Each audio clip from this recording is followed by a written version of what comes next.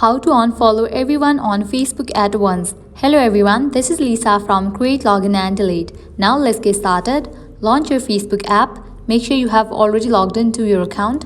Now head towards the menu page. After you land to the menu page, at the top right you will find this settings icon. Tap on it. Now over here you're gonna find different sections. Under preferences you will find the option of newsfeed. Open that option. Now head towards this option of unfollow. Open it. Now from this page you can easily unfollow anyone. Actually there is no such option within Facebook right now to unfollow everyone at once. But what you can do is unfollow one by one. In this way all you have to do is tap on them. With that I have unfollowed this person. You can apply the same process. You have to tap on their profile picture. And with that you have just unfollowed these people. I hope now you guys are clear if you can unfollow everyone on Facebook at once or not. At the end, if you guys find this video helpful, don't forget to like, share and subscribe. Thank you.